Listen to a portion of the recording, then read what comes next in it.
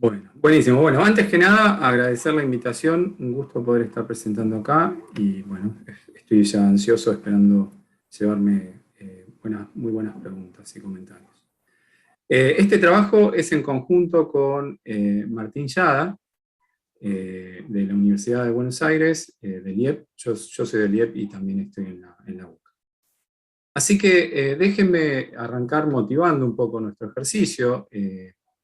Cuando uno piensa la inflación como un proceso que evoluciona, uno puede destacar algunas características, como en principio la arbitrariedad nominal, o el hecho de que puede haber cambios en los regímenes de política, y que en parte este proceso está controlado por agentes que miran hacia adelante y adaptan su comportamiento mirando hacia adelante. Entonces, en ese contexto uno podría decir, dada esta complejidad, es probable que variables tradicionales no capturen información relevante, por lo tanto es probable que uno pueda obtener información útil mirando proxies de indicadores subjetivos. Esto podría reflejar la llegada de noticias que están reflejadas en estas proxies, o también podría estar capturando algo que tenga que ver con cómo se coordinan los comportamientos. Entonces, en particular, nuestra contribución tiene que ver con utilizar el texto como fuente de datos y tratar de, a partir de esto, generar indicadores.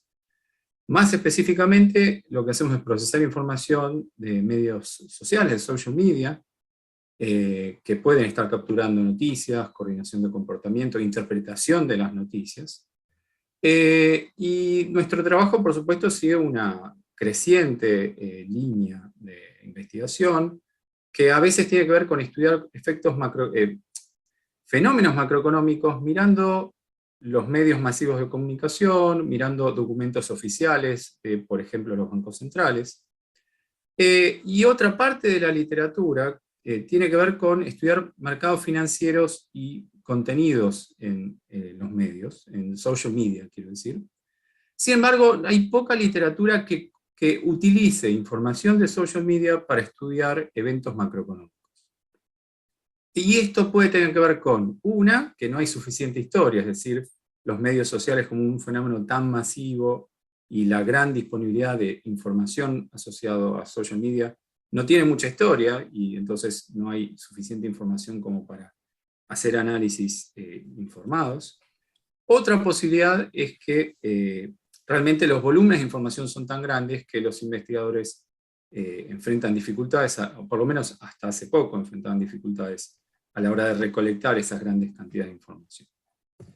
Entonces, específicamente nuestro trabajo va en la línea de algo que uno cree que va a seguir creciendo, que es cada vez más utilizar los textos o lo que indican los actores económicos para entender los procesos macroeconómicos. Entonces, específicamente, nosotros estudiamos el caso de la inflación argentina y tratamos de contestar las siguientes preguntas. La primera es si podemos construir un indicador informado que ayude a anticipar futuros niveles de inflación. Comparamos este indicador con otras variables, algunas tradicionales y otras no tradicionales, que estén posiblemente capturando cuestiones subjetivas. Y por último, nos preguntamos si esta información que encontramos en Twitter es apropiadamente incorporada en los pronósticos de los profesionales. Entonces, este es el resumen de los resultados. Efectivamente encontramos un indicador valioso.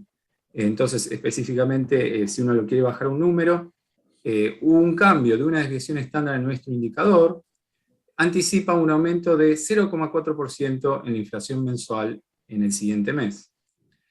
De acuerdo a nuestros análisis, esta información no está reflejada en los pronósticos de los profesionales, y esta información es distinta de otros indicadores que estuvimos evaluando. Tenemos algunos análisis de robustez que mencionamos, que tiene que ver con hacer análisis de pronósticos fuera de la muestra, evaluar distintas especificaciones del modelo. Entonces, los datos provienen en gran medida del Internet Archive, que brinda información sobre el 1% de Twitter, Esto intenta hacer una muestra representativa de acuerdo a lo que provee gratuitamente Twitter en real time. Y lo que hacemos es complementar esta base de datos que en algunos meses no está disponible, con algún ejercicio de web scraping. De esta forma recolectamos los tweets en los cuales los usuarios indican que su ubicación incluye esta secuencia de caracteres argentín, y obtenemos alrededor de 70 millones de tweets del 2012 al 2019. Esto es nuestra base de datos, nos llevó mucho esfuerzo construirla, y luego lo que hacemos es construir indicadores muy simples que resuman la información en estos tweets. Entonces, lo que tenemos es el ratio entre la cantidad de menciones de inflación que encontramos en un periodo de tiempo para estos tweets asociados a Argentina, y el total de tweets. Hay una especificación alternativa donde ajustamos este indicador contemplando la historia reciente. Entonces, es un indicador de la variación en el índice versus valores recientes. Y lo que hacemos también es algo muy, muy simple, es trabajar con un modelo autorregresivo de orden 1 que es extendido incorporando nuestro indicador. Entonces, eso es en gran medida nuestro análisis. Esta parte, como se verá, tiene lo que uno a veces podría considerar que es una virtud, que es muy simple. Por ejemplo, no estamos en este momento haciendo un análisis muy profundo de la semántica detrás de estos textos. Estamos haciendo un análisis que es transparente y simple. Y por otro lado, el modelo de pronóstico es muy simple. Este es un primer gráfico que nos muestra superpuestos, una versión estandarizada de los niveles de inflación mes a mes y nuestro indicador de Twitter. Entonces, el panel del medio muestra la inflación mensual, el panel inferior muestra la evolución de nuestro indicador, y podemos encontrar asociaciones, por lo menos este es un primer análisis visual que uno puede establecer, que muestra aumentos en nuestro índice asociados a instancias donde la inflación aumenta. Entonces, si bien, por supuesto, ese es un primer paso, por ejemplo, uno ya puede ver un pico hacia enero del 2014, y luego otros picos más adelante. Esto sugiere que es posible que obtengamos que obtengamos un indicador informal. Y acá lo que tenemos ya es un ejercicio, tenemos los resultados del modelo estimado, este modelo tan simple que tiene un rezago, y luego también en esta versión que estamos mostrando pensamos en una extensión donde la devaluación mensual es también incorporada. Y, digamos, quizás podemos concentrar nuestra atención en este coeficiente estimado. Este coeficiente estimado indica lo que antes indicaba. Un aumento de un desvío estándar en nuestro índice anticipa un aumento de 0,4% en la inflación mensual en el siguiente mes. Entonces, esto es robusto cuando consideramos la versión alternativa del índice. En esta versión que captura variaciones del índice, obtenemos un resultado muy similar. Y lo que luego hacemos es también mirar qué es lo que pasaría en análisis pronóstico fuera de la muestra. Entonces tenemos un modelo base que luego es extendido para incorporar un índice adicional. Este índice puede ser la devaluación mensual o alguna de 3 versiones del índice. Esta tercera nueva versión captura los aumentos en el índice. Entonces es alguna manera de permitir que nuestro índice comunique información distinta según se trata de aumentos o caídas. Algunos detalles del ejercicio: estimamos el modelo con ventanas que se expanden.